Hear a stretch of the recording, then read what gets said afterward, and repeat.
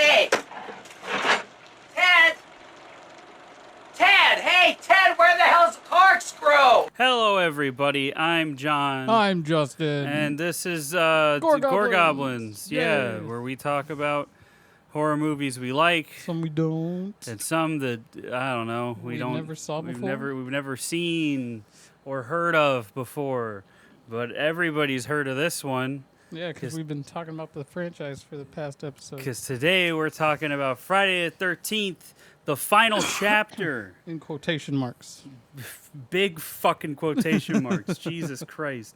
Hold on, let me check something real quick. I gotta make sure that I got my order right. Yeah, okay, I do. He got its order right. Okay, so before we get into this, I just want to, it's been a couple weeks, so let's get a little catch up. It's been a couple. One. We skipped last week. Yeah, one. So it's been 2 weeks since the last episode. No, it hasn't. I'm going to kill you, Justin. Anyway, so I went and saw 2 movies over the course of time since the last episode. The first one, Shut Up, Justin, was Teenage Mutant Ninja Turtles Mutant Mayhem, which was fun. It was a good time. It was great. I had a great time with it. It was funny. It was fun. It was a good modern take on the Teenage Mutant Ninja Turtles, which I haven't given a shit about since I was like 8. Literally 20 years. It's been that long since I've given a shit about Teenage Mutant Ninja Turtles. So my buddy Kale was like, hey, you want to go see it? And I was like, fuck it, why not? So we went to see that. That was pretty fun. It was, as far as animated movies go, it was pretty good. And then... Should have just watched the 90s one again like I did the other day. And then... all right. And then... we went and saw Talk to Me, which is a movie that I want to cover on the show eventually. It's going to be a while, but it's a movie that I want to cover on the show eventually. And it's pretty good. It's a ghost story, kind of. It also, it's similar to Evil Dead 2013. It kind of has, an addiction metaphor going for it. It's pretty good. I had a good time with it. It's very Australian, though, which I did not know until I watched the movie, because I didn't really... we'd seen the trailers before, but, I don't know. I didn't really pay attention to the trailers. So I get into the movie, and everybody's speaking like an Aussie, and I'm like, what the fuck? What is this? And sure enough, it's just an Australian movie directed by 2 YouTubers that I don't fucking know. So that's cool, I guess. Good for them. They made it because this movie was pretty solid. Not a lot of jump scares. I like that. I like it when there's no jump scares. But it's definitely fucking unsettling. And it's definitely fucking creepy. And I had a good time with it. I recommend it to anybody that likes ghost stories. I'll watch it eventually. Because it's pretty fun. I don't know if fun's the right word, actually. But it's pretty good. It's a scary good time. There you go. You haven't even seen it, though. Because you couldn't think of what to say. But no, fun. I could think about it. No. I don't need your help. I don't need you. I don't need your help. The world needs my help. I don't think that's true, Justin. I don't think the world needs anything that it isn't already getting. But that's besides the point. Those are the 2 movies I watched recently. Outside of that, I've just been slowly chipping away at my Blu-ray backlog. I watched 12 Monkeys the other night. That was pretty good. Whoa. I watched a couple other horror movies, like Effects. Effects. Yes. You watch Effects. I watch Exists.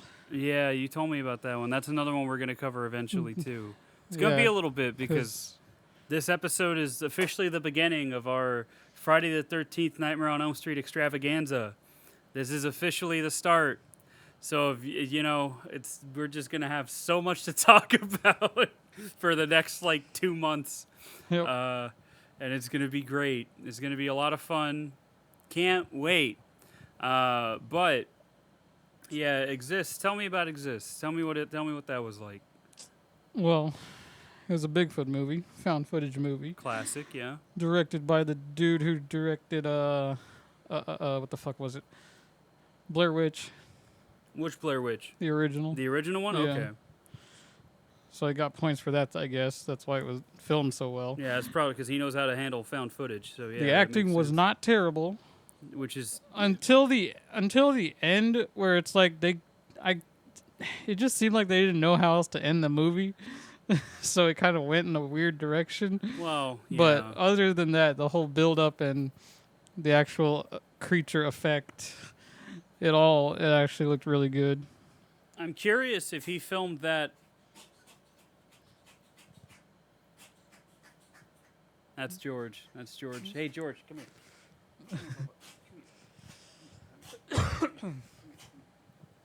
He's got a hairball. No. He's all right. He's all right. I'm curious, though.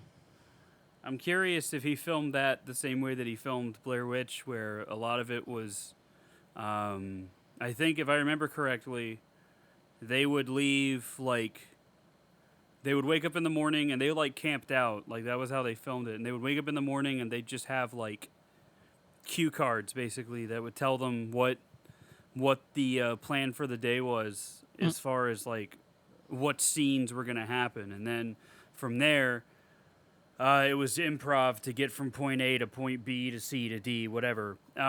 So I wonder if it was filmed the same way, because that's why the performances in Blair Witch feel so natural, and that's why everybody thought that shit was real for like a year.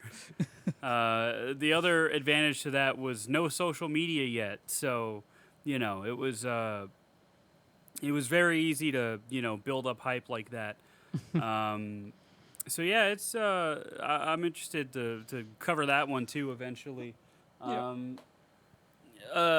Effects is a snuff film, kinda. Snuff. Not really. It's not a snuff film, but it's about a director making a snuff film, unbeknownst to the cast and crew of the snuff film. It's pretty good. Tom Savini is in it, and he also did the special effects. And Tom Savini also did the special effects for this movie. And as well as the first Friday the 13th and Maniac, which we talked about last time. Maniac. So, Tom Savini's all over the fucking place in the 80s, and I'm glad he is, because I love Tom Savini. Yeah. And, he's in effects, and, he's it was pretty good. And, I also watched this one movie called Censor. Censor. I don't think I talked about that one yet. It's about a woman that works for the BBFC, which stands for never mind. I think it's British bullfighters. It's British Broadcasting something committee. Connections. I don't know, or it's Big Black Fucking Cock. I don't know, but either Jesus. way, it's just there you go, Justin. Either way, that's what she works for, and her job is basically to watch video nasties, which we kind of talked about when we did Tenebrae, which were what they called immoral motion pictures in the 80s. Can I have that job? And their job was basically to watch it and then to censor it. And so that way the BBFC could, classify it and give it a rating or whatever. And so she basically, that's the premise of it, is she works there, and she watches a video nasty that has somebody that reminds her a lot of her sister that went missing when she was little, and she doesn't remember why her sister went missing. It was very good. It was very, it felt very of the era, if that makes sense. Like, I don't know. It's hard to explain. That's one I want to cover at some point too, because that one's really good. I also watched Irreversible. Oh, buddy, let me tell you, that's there's not a lot of movies that shake me to my core. There's not a lot of movies that make me like squirm. There's not a lot of movies that are hard for me to watch, but that one, that one's rough. That one, it sticks with you. It's good, but like, so if you can stomach it, if you can stomach a 9-minute rape scene that feels 20 minutes long, if you could stomach that, and then stomach the general like savagery of the film and all the crazy camera work, I recommend it. If you're a normal person, i.e. not like me, you'll probably only watch it once. If they finish it. Yeah, if they even finish it. If you even finish it. But I think it's an interesting film for a couple different reasons. We're not going to cover it ever because it's a little too big for this. That just makes it sound mandatory, though. Listen, Justin, I don't want to talk about. I don't want to talk. It's because I mean it's a horror movie, but like it's more of the horrors of humanity than it is like a typical like. Well, I mean, that's the greatest horror of all.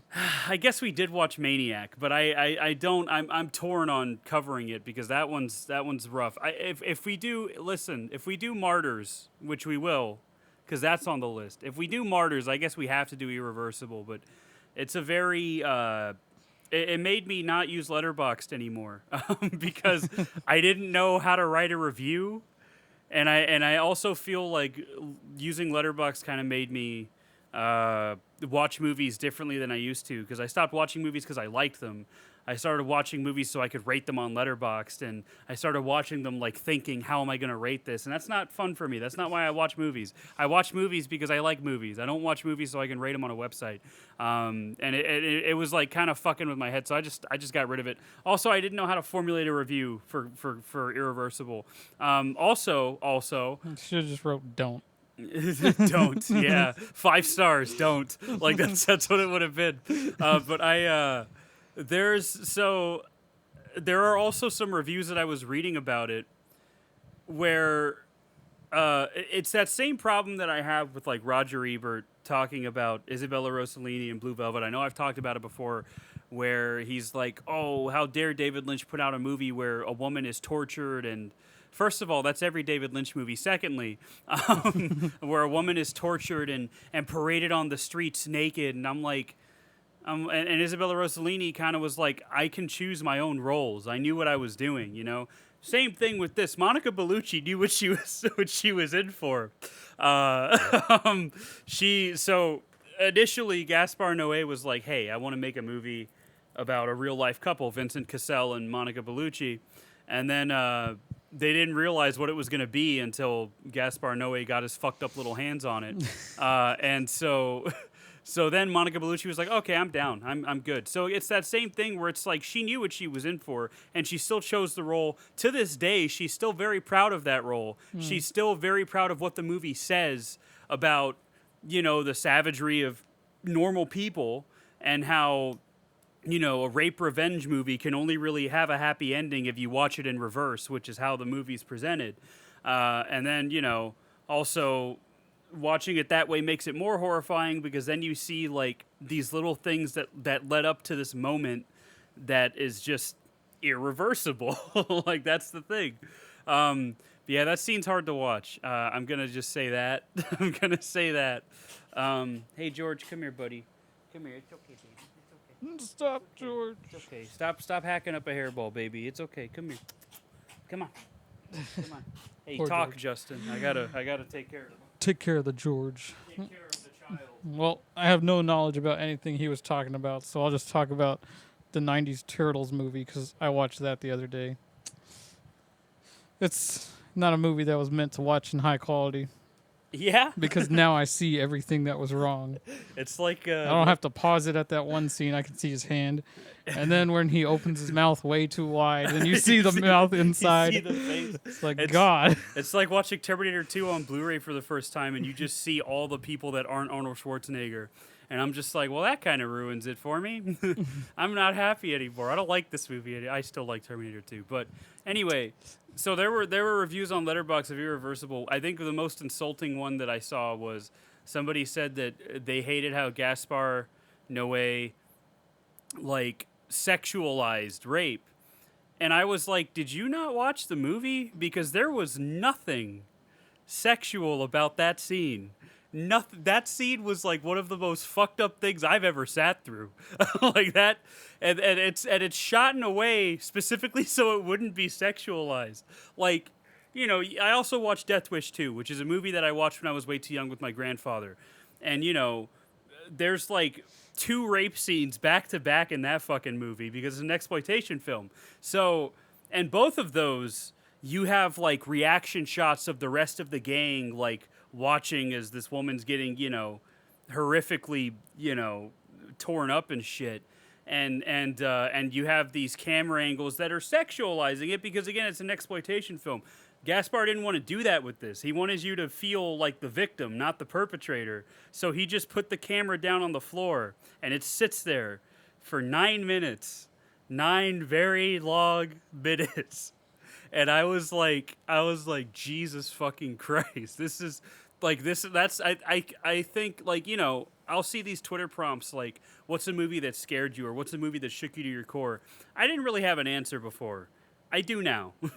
I do now. That movie, it sticks with you. And maybe one day we'll cover it so that way Justin can experience it and know what it's like to be cursed with knowledge. But I'm already cursed with knowledge.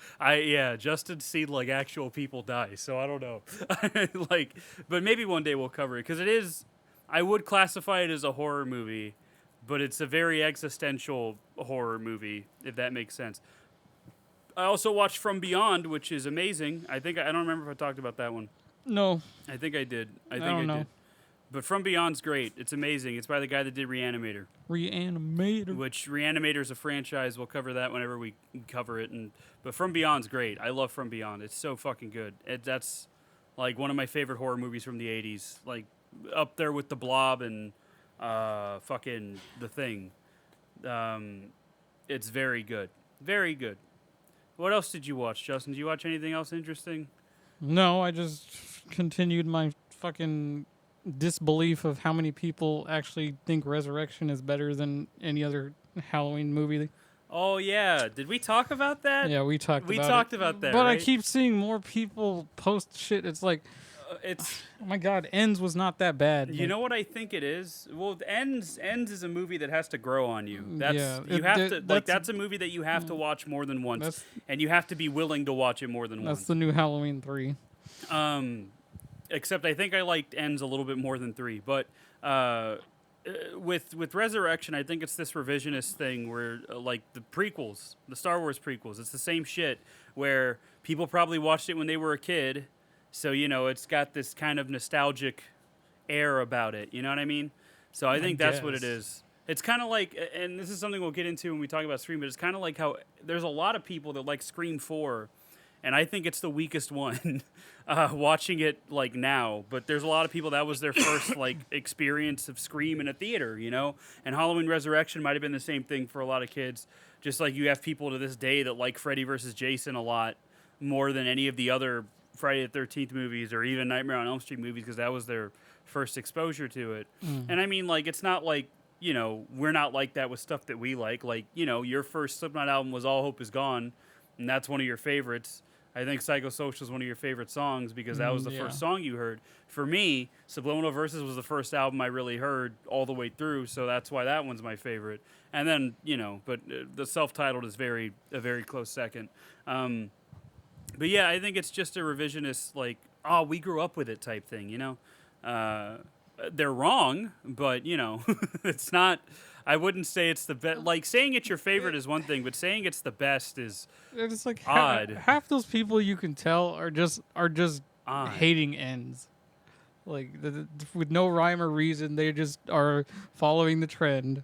Like, I can understand being frustrated with it, but it's nowhere... Ends is nowhere... Like, even by its own... Like, taking it face value, after watching Halloween Ends for the first time, I did not feel like, wow, that's the worst one.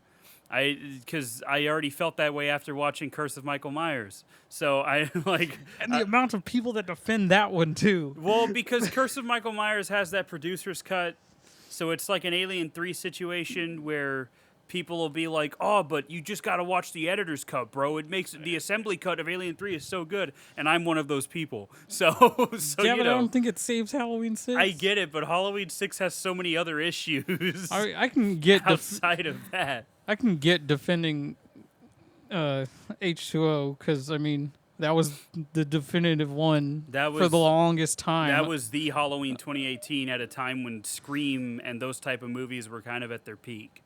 So, you know, I get that. But Resurrection and 6, I don't really agree. I'm sorry. I don't know. I don't That's not for me. That's not. It's my either that bag. or people still attack Rob Zombie. Mostly two. Yeah, I mean, yeah. Well, people. I mean, people are never gonna like Halloween 2. That one's very much a love it or hate it type thing. I don't think. And then there were people who said, what's his name that played Michael in that one was the worst actor who could have ever played him. Are you fucking kidding me? Okay, listen.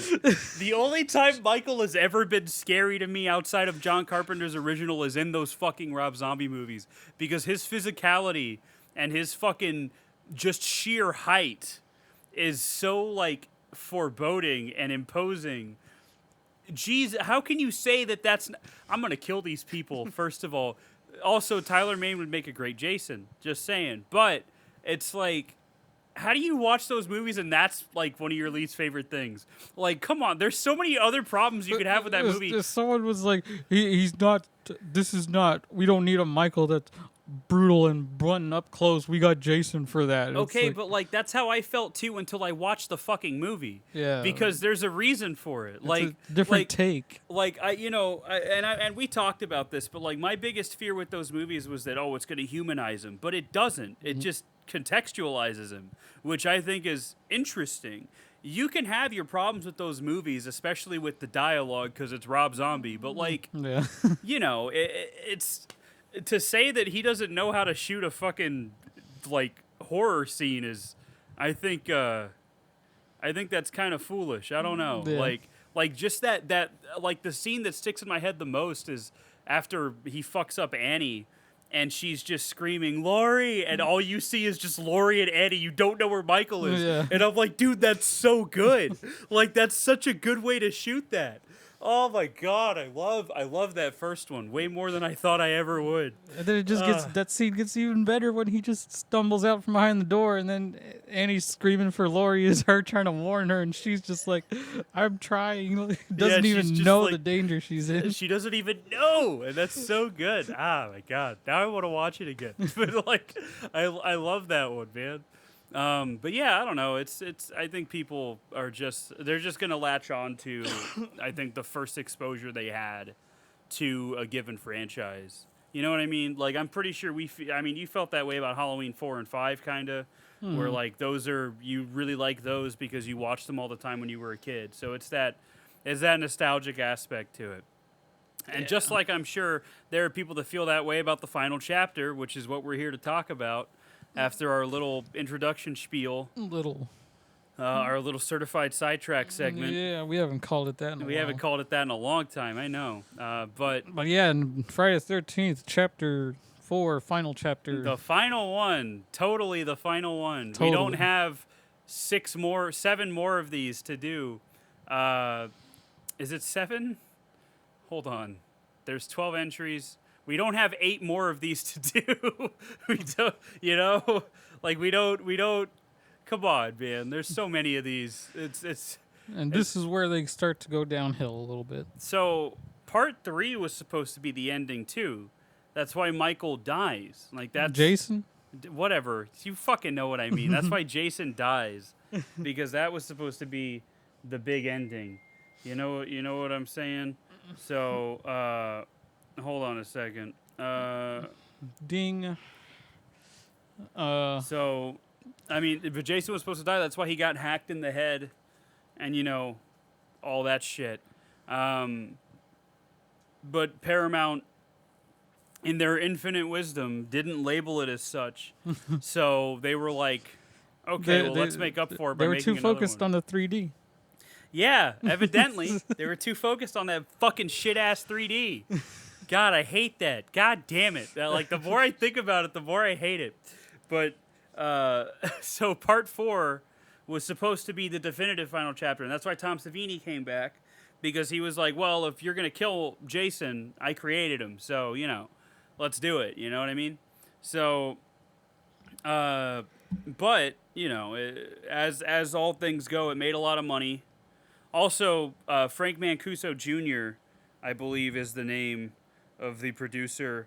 He didn't like that he felt that he wasn't getting any producing jobs because of his association with Friday the 13th, right?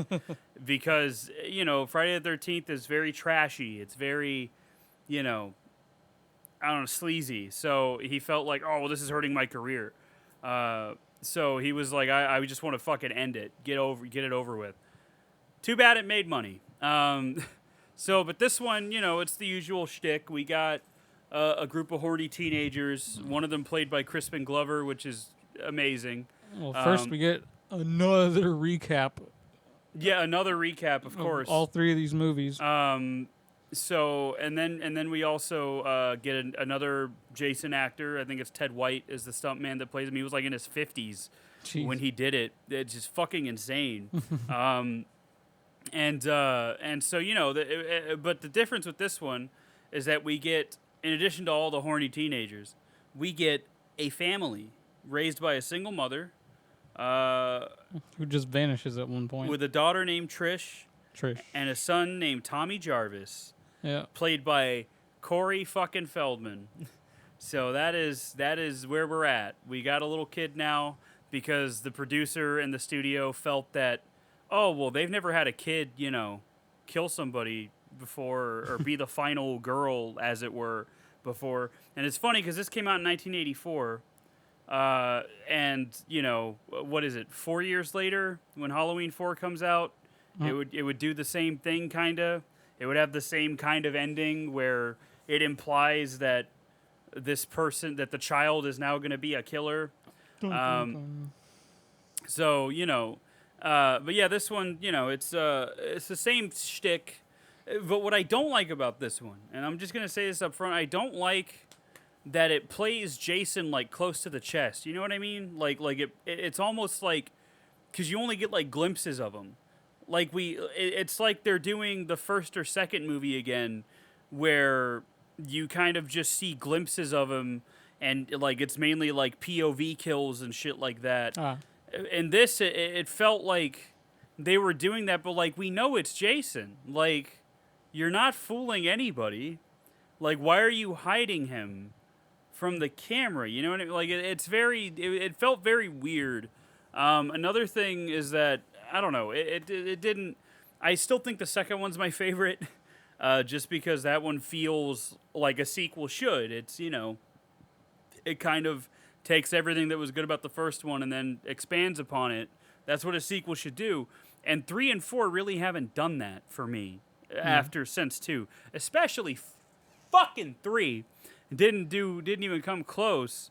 Part 4 was better than 3, but like it's still kind of I don't know.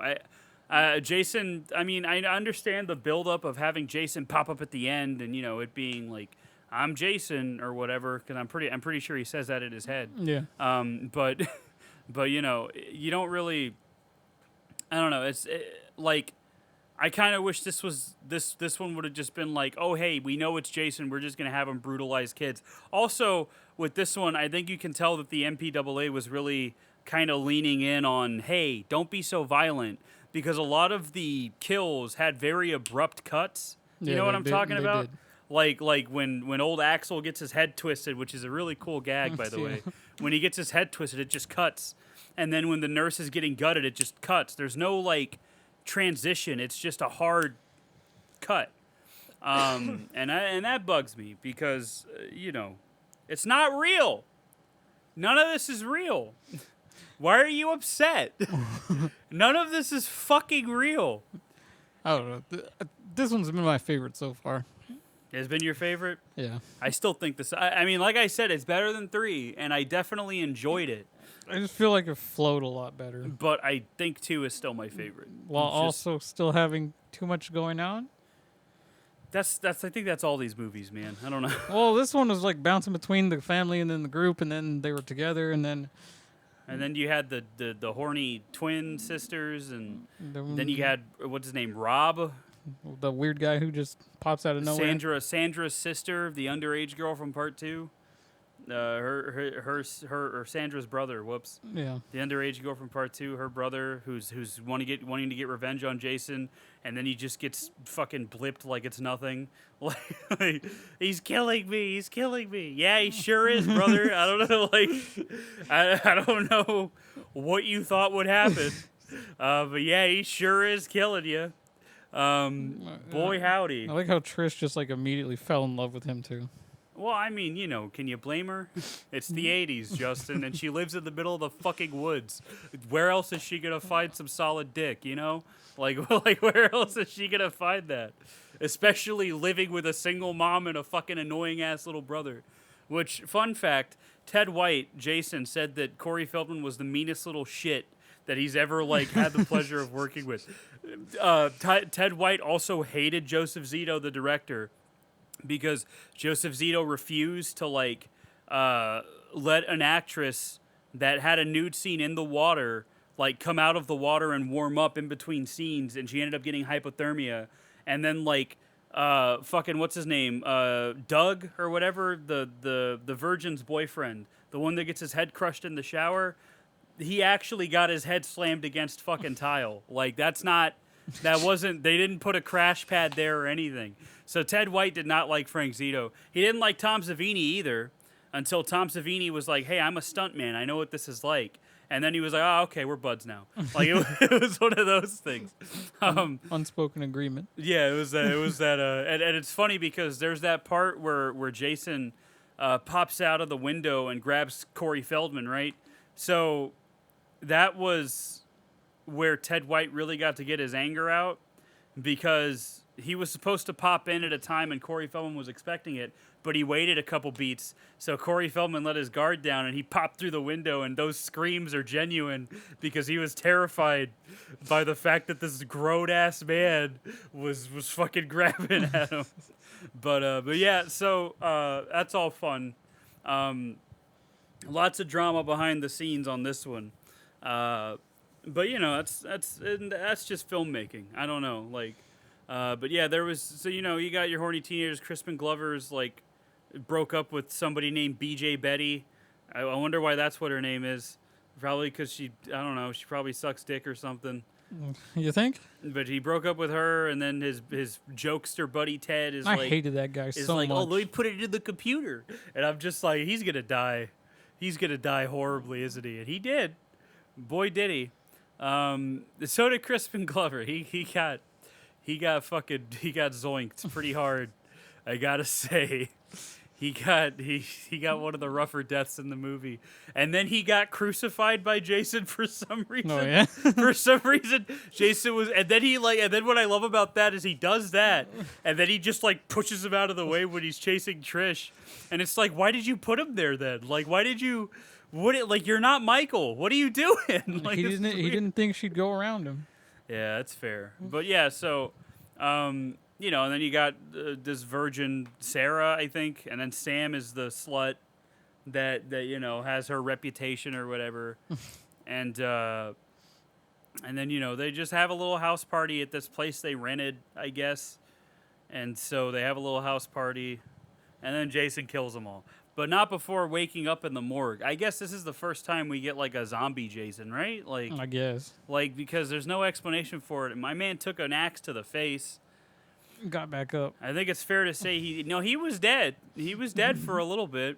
And then he was and then he saw two people about to fuck, and he was like, nah, not on my watch. Out of wedlock? Pfft, you can't do that. Mommy raised a good boy. So then, he...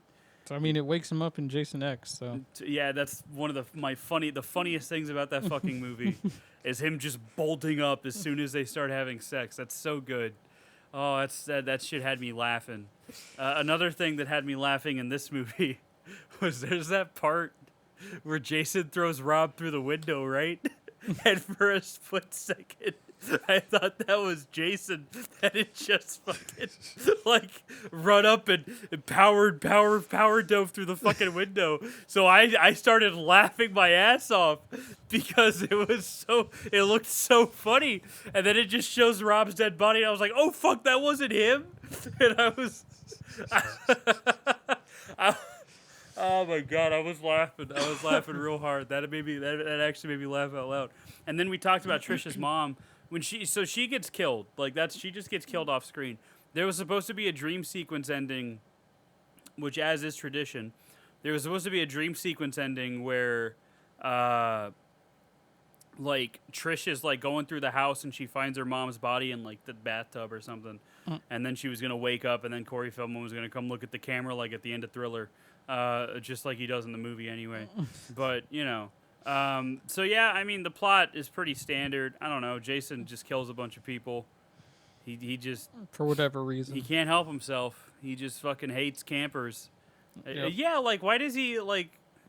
Are they even at Crystal Lake anymore? Like. They're like crystal adjacent lake. I guess, but like, yeah, why is he killing He's these just on the people? warpath trying to get home. That's fair. He's living his Michael Myers dreams. I fucking guess so. But yeah, he kills some bitch eating a banana. I like her sign. It says peace, and then the other side, fuck you. Fuck you, yeah.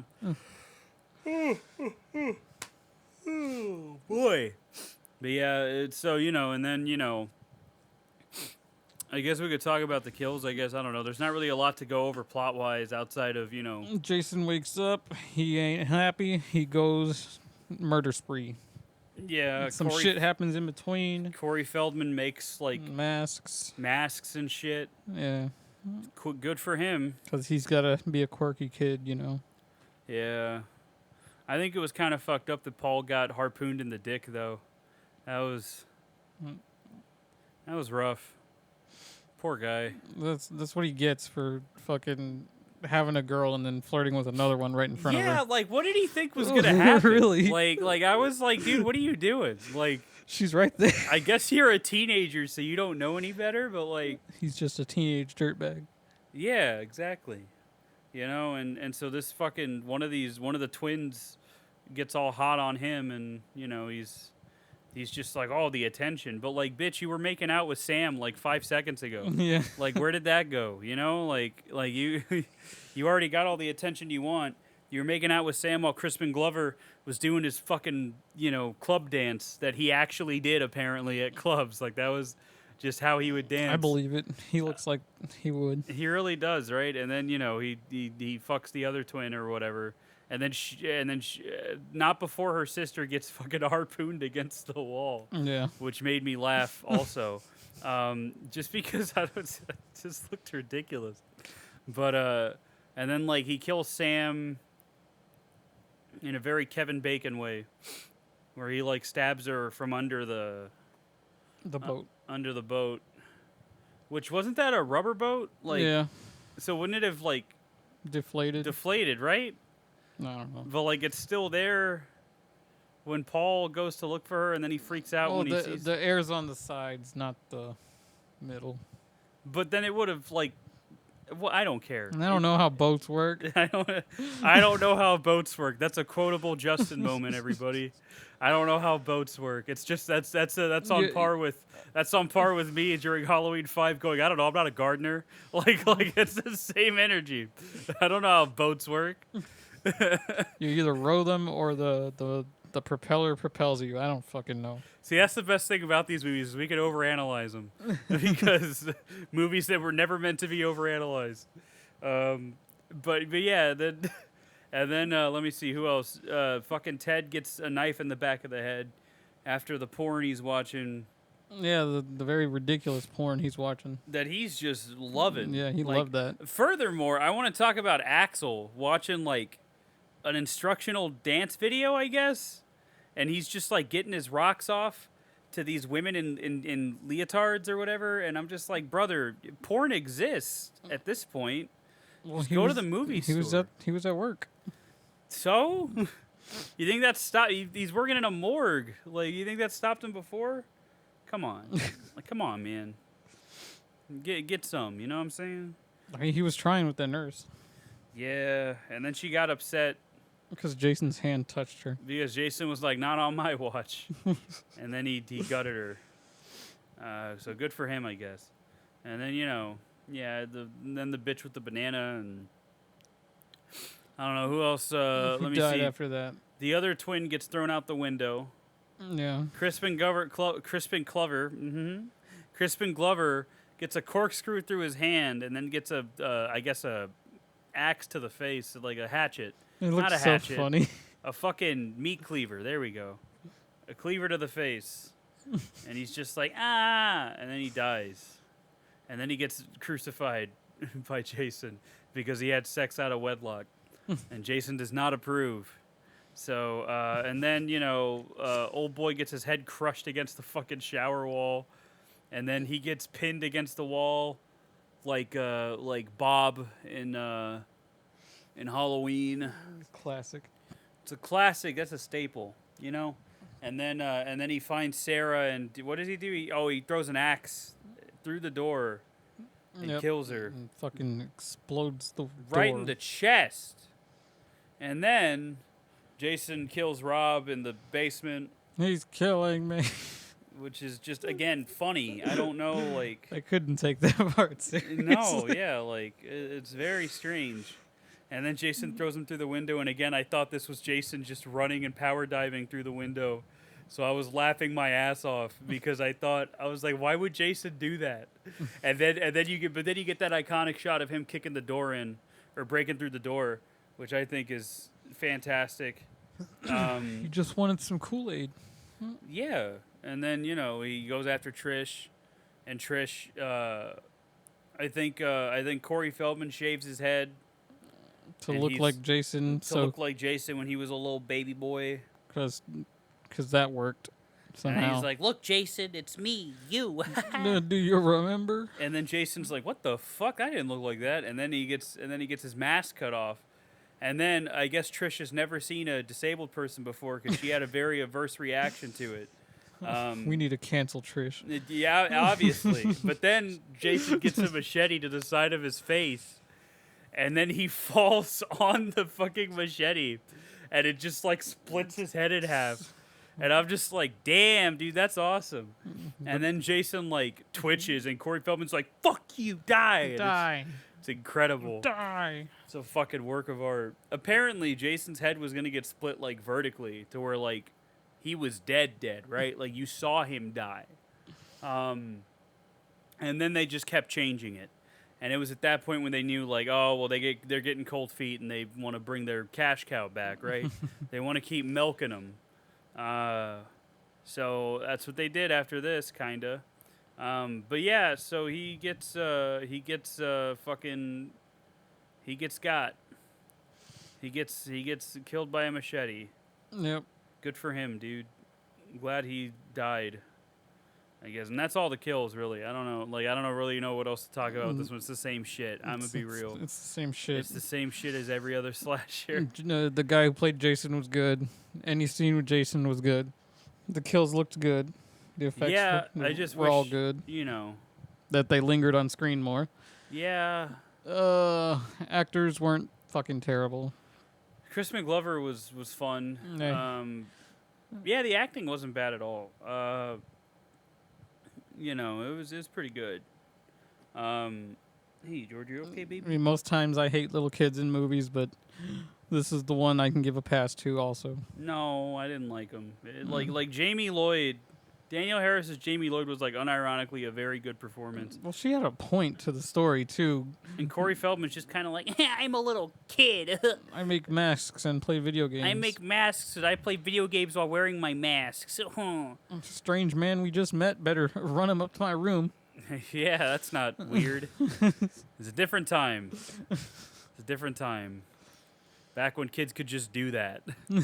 So, yeah, and then, I don't know. It's fine.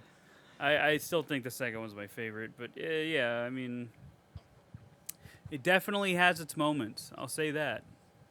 I'll say that it definitely has its moments. I think outside of that bit where like I feel like if part 3 wasn't in 3D, I would have liked it a lot more. But like to go back to that, because I'm trying to think of memorable scenes, and like I don't know, man. Like I guess Jason getting his mask taken off was pretty interesting, and then just his death was appropriate. Oh, it was appropriately brutal. getting his head split. Yep. That was cool. And yeah, the kills were good, I thought. So, and that's why you watch these movies, Yeah. to see Jason That's why Jason X is my favorite. slaughter a bunch of peoples. And yeah, so what a time, huh? What a great time. Jason X is the resurrection of the Friday the 13th series, except it's actually good. I was gonna say, I feel like Jason X is more true to like the spirit of the franchise, despite its ridiculous premise. It is more in tune with that than fucking Halloween Resurrection, which was trying to be like a found footage film. Kinda. Doesn't really work, does it? So No. I don't know. Either way, Jason We give this movie 10 machetes. Yay. out of 10. No. That's 10 out of 100. Gee, that's a 1 out of 10. That's even worse. No, I'll give a 7. This one gets a 7 Out of 100? out of 10. Oh, so a 70 out of 100. Yeah. Yeah, you would say that. The first one gets an 8. The second one, an 8. We're already rating them, huh? Well, so far. And then the third one gets a 6. That's fair. That's fair. 8867. So far. 309. What? Yeah, you heard me. That's 8675 309. But yeah, no, I think it's fun. I think it's a fun time at the movies. It's definitely better than 3. It's got some of the more memorable Jason moments. It's got some of the more memorable Jason kills, Yep. I would think. Like him Kool-Aid Manning through the door is a pretty memorable and iconic thing you associate with Jason, I'd say. So, yeah, that's pretty fun. Pretty Yep. fun. So now, unless I think of more behind the scenes stuff, this is a short episode. This is a short episode, Justin. Oh, yeah. I mean, and it's also Tuesday. We're off our game, so. We are off our. Listen, man, it was a long day. So anyway, so let's go over the very small review section. Small review. Henry Manfredini came back and did the score, which is why the score is still good. Oh, yeah. The The music is still very good. very good. At this point, I feel like I don't even have to like talk about it because it's so good. How'd you feel about that Thriller ending, by the way, where Corey Feldman? Oh, looks into the I thought that camera? was really dumb. Yes, it's like It's not dumb that they did it. It's dumb the way he tried to sell it. yeah. At this point, I can already dismiss my logic button with this movie, but his face was just not convincing at all. Plus, it doesn't really go anywhere. Yeah, like at all. I mean, when he's an adult, doesn't he get sent somewhere because of that shit? Yeah, I think so. But then it's like never brought up again. So it's funny because the actress for Trish said that her only direction in that scene was to immediately cover Corey Feldman's neck so you wouldn't see the wrinkles from the bald cap that he was wearing, which I think is hilarious. And then the camera, he just looks at the camera. Very funny. Unintentionally funny. I would say a very unintentionally funny scene. So Ted White is uncredited, by the way, in the movie because he thinks the movie's a piece of shit. He doesn't like it. After a while, I think he started going to like conventions and stuff. He just died. God damn. He died October 14th of 2022. He was 96 years old, bro. Damn.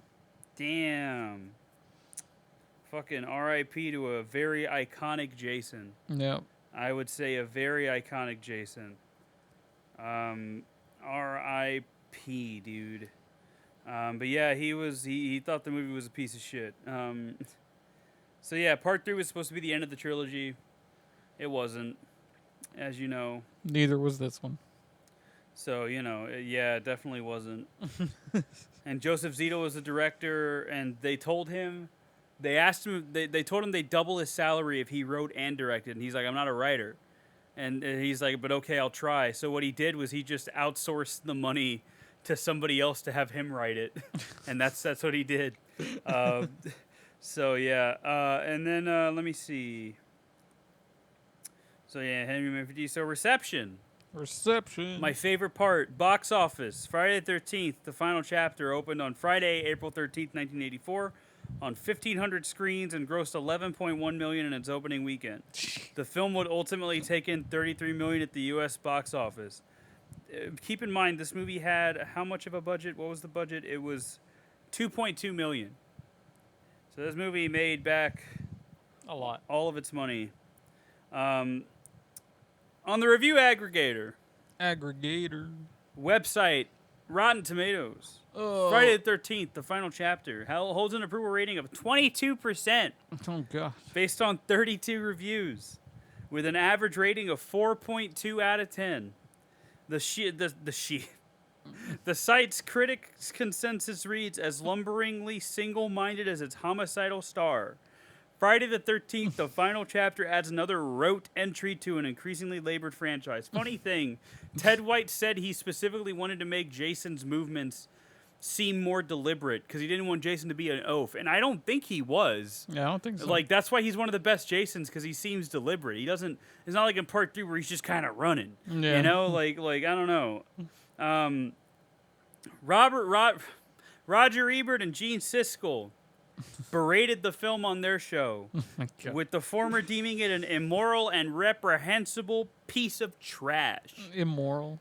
Scott Meslow summarized Ebert's criticism as calling it a cynical retread of the earlier films, noting that the film instead attempts to kill off the series while focusing more on characterization than gore, which I'd agree with. I think it's more about the teenagers than it is about Jason, which is evidenced by the fact that Jason isn't really front and center in this one, which is one of my problems with it, because I know it's Jason. You're not being slick. You show me a pair of boots, I know whose boots those are. Like, what do you think you're doing? Like, what do you... whatever. I bet that man smelled, by the way. In the series retrospective, Kyle Anderson of Entertainment Weekly ranked it the best Friday the 13th film, complimenting both its narrative and kills. That's it. That's all on the Wikipedia page. So I'm going to do something different this week. He's doing something I'm going to go to different. RottenTomatoes.com, and I'm going to look at user reviews. Because I don't have Letterboxd installed anymore. So now people will know what we think of them.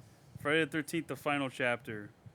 So let's look at these critics' reviews, or just reviews in general. I'm just gonna randomly read them. Go. Jeremiah Kipp of Slant Magazine in June 12, 2009 says, "This one certainly felt as if it properly closed out the Friday the 13th series before it devolved into unadulterated camp. As if Jason Lives isn't fun, you know? Or Jason X. Get at, what's your point? Here's a positive review from Alan Jones of Starburst. From 2022, the final chapter has the added bonus of providing a truly nightmarish climax that is by far the best facet of any of the sequels to date." Is he talking about Corey Feldman looking at the camera? No, I think he means him beating him with the machete. I guess, but like... That's the climax. Shut up. I don't care. The rest is just what you got to clean up after. Ralph Novak of People Magazine in 2019 said, "Nobody under 13 should be allowed to see this movie. Nobody over 13 should want to." That is incredible. Today's moral, as long as there's a book in it, evil never dies. Certainly doesn't die tonight. Nope. From J.A. Connor of the Santa Cruz Sentinel. Sentinel, sorry. Sentinel? What the fuck is that? The fuck is a Sentinel? This fourth chapter goes along in changing characters, and somehow it survives by being decent. And then in parentheses, full review in Spanish. Thank you. Full review in Spanish. Thank you. So top critic Ed Gonzalez in 2001, with a rating of 32 out of 100, says, Teens continue to flock to Crystal Lake, and Jason vows that vengeance will again be his. But were we at Crystal Lake? That's what I'm I saying. don't think we were. Another top critic, Janet Maslin of the New York Times in 2003, said, "A promise is a promise, or at least it ought to be. But despite its title, Friday the 13th, the final chapter shows no signs of being the last, and it's none too illustrious lines." That's only because you watched it in 2003. Like, at the time, You already knew. my man is dead. Like, he was dead at the end of fucking part 3. The Variety staff is all this says. Opening line of film, "I don't want to scare anyone, but Jason is still out there," is film's only laugh. I disagree. There's that part where Rob gets thrown through the window, and I thought that it was Jason for a split second. That shit was hilarious. And that's not even the line he said anyway. When he was telling the story, he was just like, "I'm gonna tell it to you straight." Listen, you think these people are smart? No. Criticizing things is their job. They're not like us, where we're working class people that also criticize movies. Working class. And even then, we don't even criticize movies. We just kind of talk about them because we love these movies. I criticize things. Yeah, that's because you're, I don't know, Justin, you hate everything. With that, I'm mostly just fishing to annoy people. Yeah, classic Justin behavior. So then there's some, let's look at some audience reviews because these are always fun. Yeah. The best Friday film of the series to this day, says Ryan R. On June 16th, 2023. Why do you think that, Ryan R? I know you're listening somewhere. Yeah, I know you're fucking hearing this. Why do you think it's your favorite? Leave a comment. Yeah. And then this fucking anonymous person, I guess.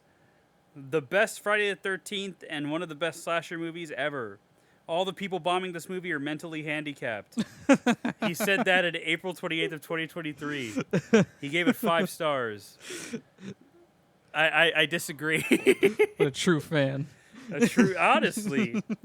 Ricardo D. in April 24th, 2023 gave it 2 out of 5 stars and says, what is this? Is this Spanish? Mais do mesmo aqui a coisa começa a desandar quando a consideram Jason super homem. I don't know what I just said, but I think it's like he says he called Jason Superman. Super, yeah. I don't know. It's like me trying to understand everybody at work. Okay, well that's okay. I believe it. I believe it. So there's a lot of half star from Guy P. October 19, 2022. Absolutely awful. Makeup effects are done by a 5-year-old. Jason somehow is the dumbest yet. There's absolutely no story. Jason is trying to dodge now? Why'd the kid shave his head? Why'd you write your review like that? Incredible, dude. I love Guy Pearce. That's who wrote this. That's my headcanon. Guy Pearce fucking wrote this. Let's see. What I love the negative reviews especially. They're so fucking funny. Was nice to see a few known actors pop up in this. This one seemed to go over the line with the gratuitous nudity and general horniness from the start.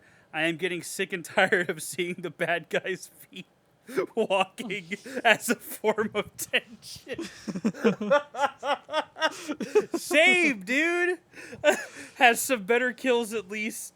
The launch from the window was fun, assuming everybody in the house was deaf, though. Features an all-time weird dance sequence from Crispin Glover. I appreciated the different spin on the ending. Thank you, anonymous man from October 11, 2022.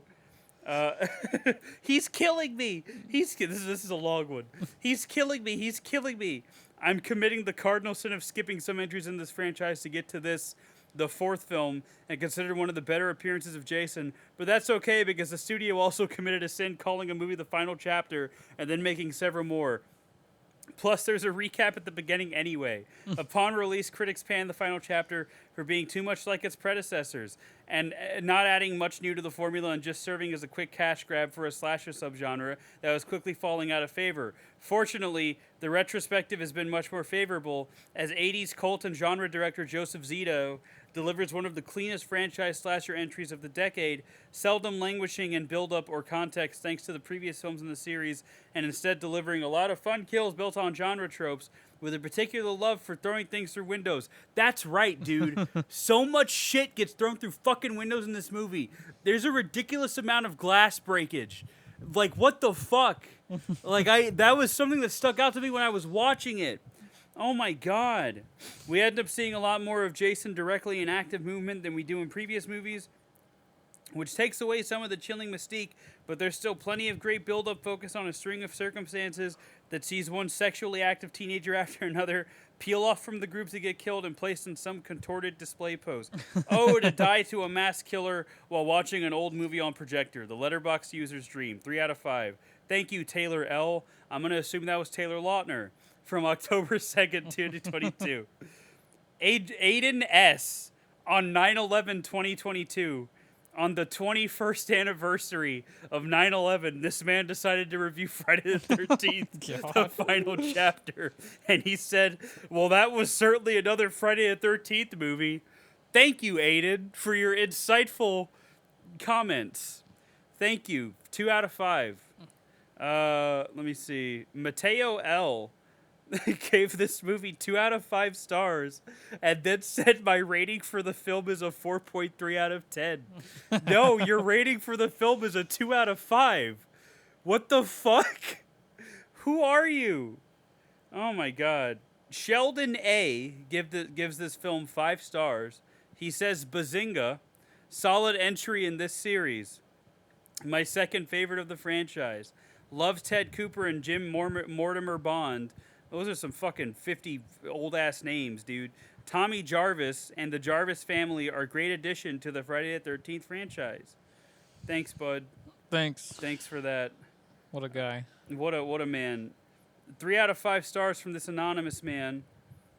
Dope 4th chapter. One of the best and most violent in the series. He gave it a 3 out of 5. I don't think this one's the most violent. He gave it a 3 out of 5 and said it was one of the best. I think the remake is the most violent. Yeah. Let's see. I mean, in Manhattan, he punches a dude's head off, so... Yeah.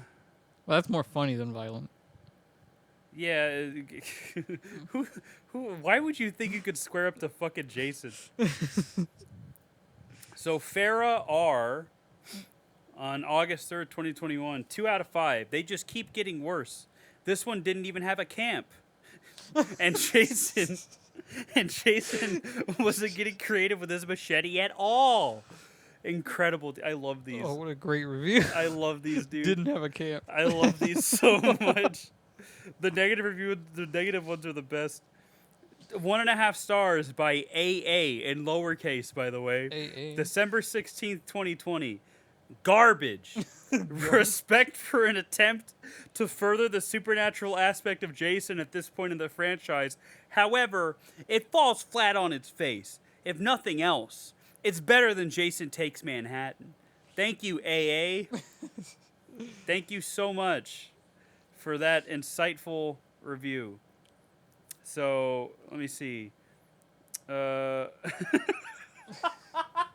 This anonymous dude gave it a 3 out of 5. August 30th, 2020. It says, I really don't want to have another. That's all he said. That's incredible. I love these so much. Steve D., who I'm going to pretend is Steve Ditko, said, it brought nothing new to the series and ended up being one of the worst. 2 out of 5. Thank you, Steve D. This another random person, 1.5 stars. This entry in the Friday the 13th franchise series offers very little. Franchise series? Very little what? Very little what? Very little what? The movie was awesome. 6 out of 10. The fuck? A decent redeeming entry in the saga after the horrible 3rd movie. Corey Feldman as Tommy Jarvis in the 4th, and the beginning 5th entry was a good choice. 2.5 out of 5. But he wasn't in the 5th. Let me see. Pretty good movie. Nothing more to say. 3.5 out of 5. Yeah, Yeah, that feels about right. reasonable. Oh my god. Okay. 1.5 star. It's Jason again.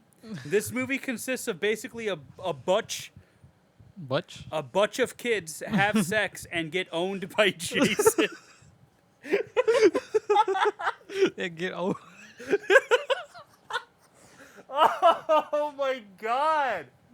Oh my god. This person plays Call of Duty. Did this show even have did this show ever even have a solid plot? 3 question marks.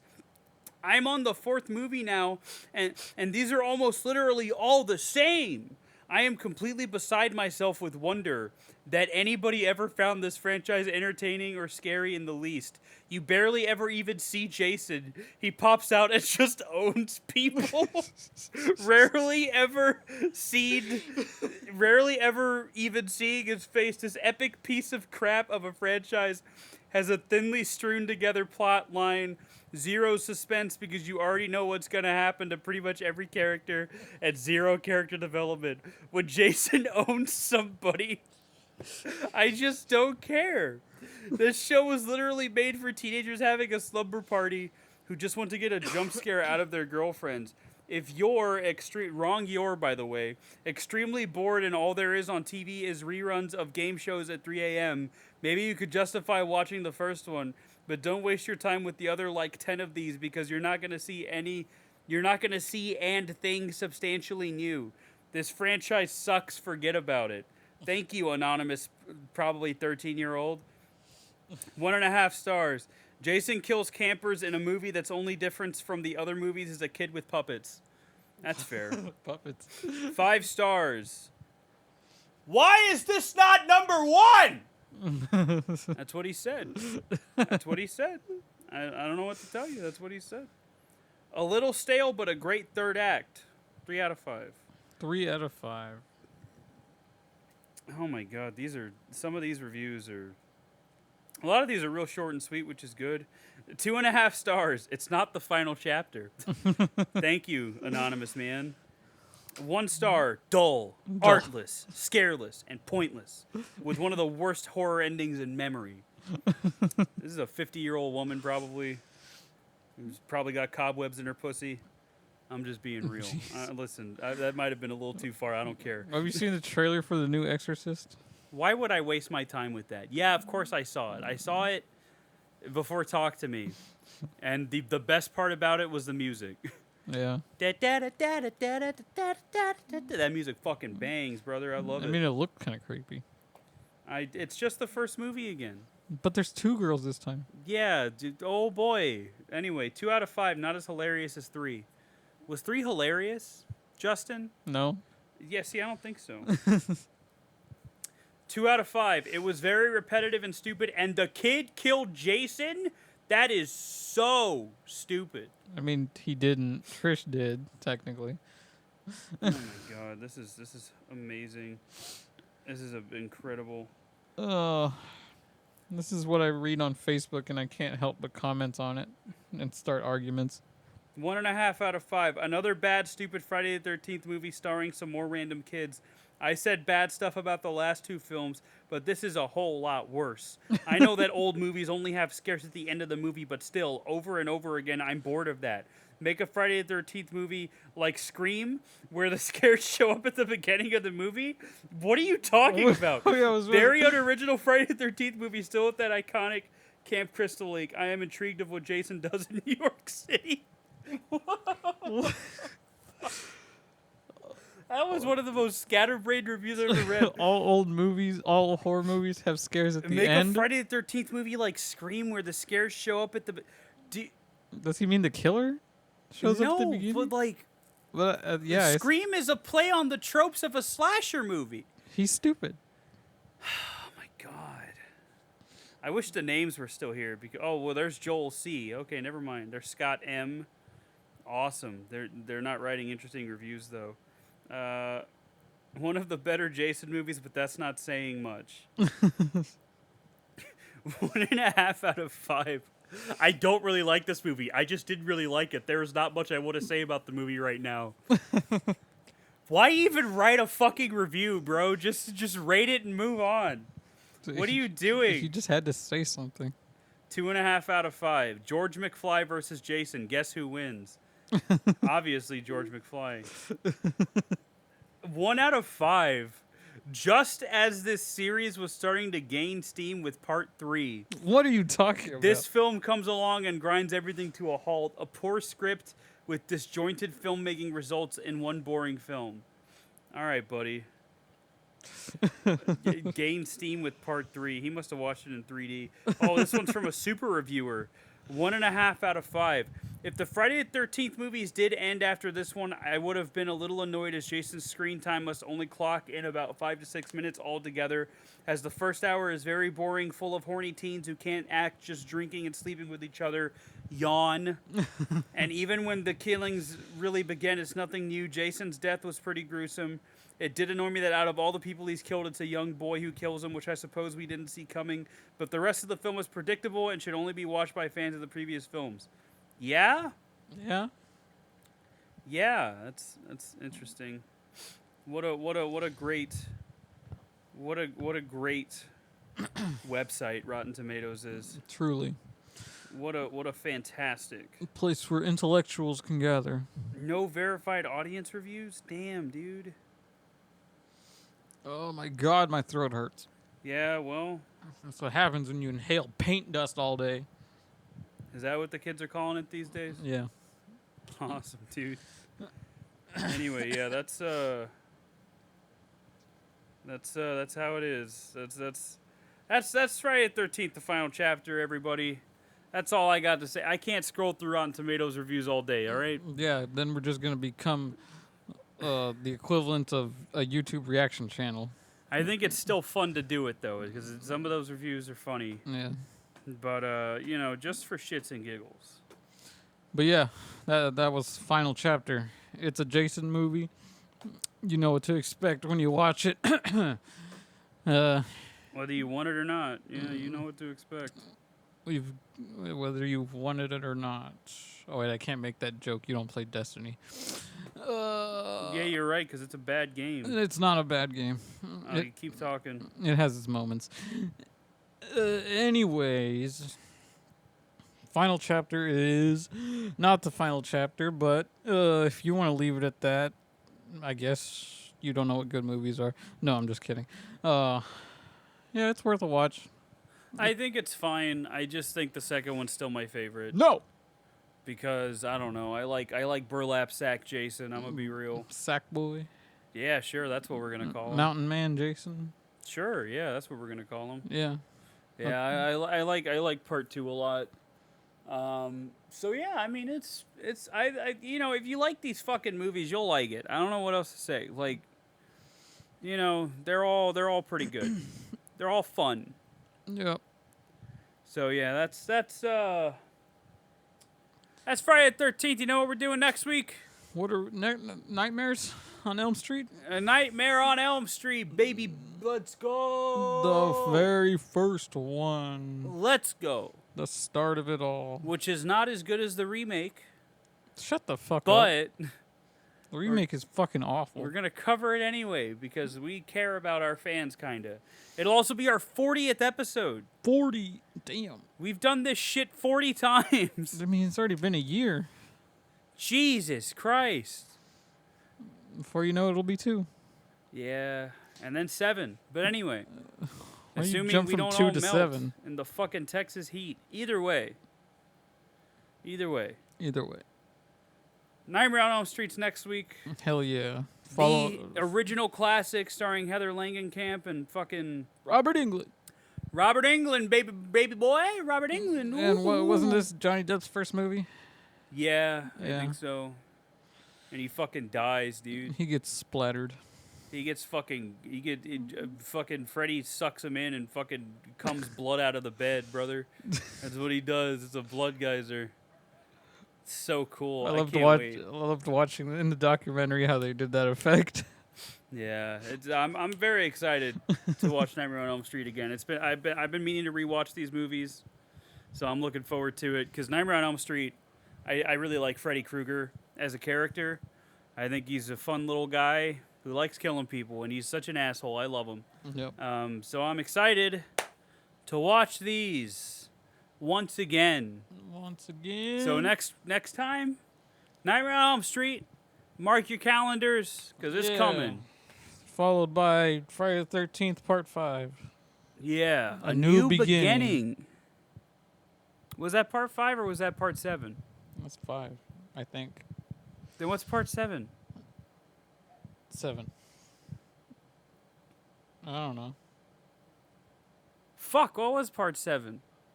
Something to do with blood? The New Blood. Yeah, you're right. There we go. See, Justin saves the day. I kept thinking of blood, but then I was like, no, that's Hellraiser Bloodline. Which is coming out on 4K, and I already pre-ordered the box set. Nice. It was a lot of money. It comes with the first 4 movies, plus I think the director's cut of Part 4 that a lot of people say is really good. So don't worry, we'll cover Hellraiser, all fucking 15 of them at some point. Forgot that there's still some I haven't watched. Good, because they're probably bad. The new one was fun, though. I like the new one. To me, they stopped being good after, what, 7? Nah, Hellworld's the best one. Hellworld fucking sucks. Hellworld is the best one. That is the worst one. I think you're just close-minded. No. It's the best one is Hellworld. You heard it here, folks. Hellworld is the best one. But anyway, yeah, so the Nightmare on Elm Street's next week. Thanks for listening.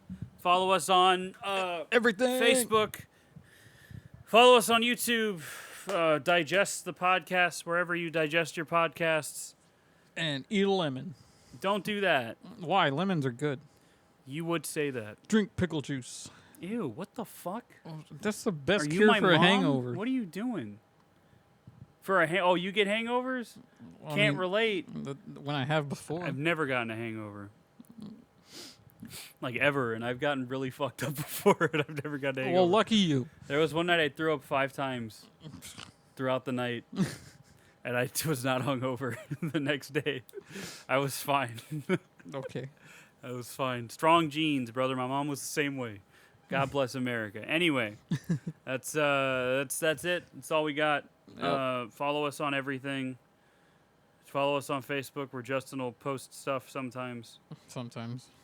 When he feels like it, when he's not, working And dying. and dying.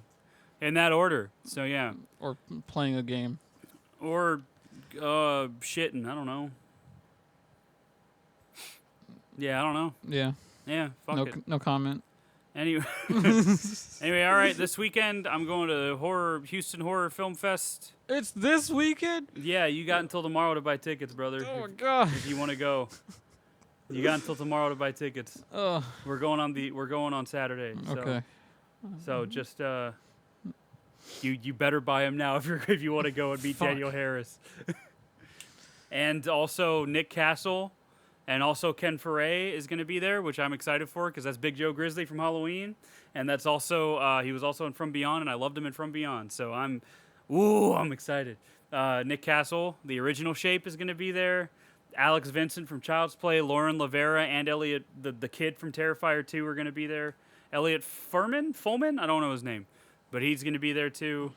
Daniel Harris is going to be there. A lot of people are going to be there. It's going to be good. It's going to be a good show. It's going to be a good time. But like half of the fucking cast of Halloween, the original, is going to be there. I think Nancy Loomis, Annie Brackett's going to be there. Nice. The best girl, the best Annie is going to be there. And then I want to say PJ Souls is going to be there. The nurse is going to be there. Judith Myers is going to be there for some reason, and the kid that played Little Michael is going to be there for some reason. I guess people like those characters. They're in the movie for 5 seconds. They matter. Sure, fuck it. And then, a bunch of other people are going to be there. I'm pretty sure Richard Brake's going to be there, who is the guy that got his head decapitated by the glass shard in Halloween 2. And he's also in Barbarian. Which, if you haven't seen Barbarian, I highly recommend that one, too. But, yeah, a lot of people are going to be there. Get those tickets, Justin. If I'm not poor. Get them. I'll kill you. Anyway. So yeah, so that's where we're at. Next week's Nightmare on Elm Street. Take it easy. Don't forget to sleep for Yeah. at least 3 hours a day. At least. At least, at best, 2. So, you know. But yeah, that's all we got for today. Hope you enjoyed it. If you didn't, that's fine. I don't really care. We do this for Come this for fight us. me if you didn't. No. We do this for us. So anyway, all right, that's all we got. Bye-bye. Bye bye.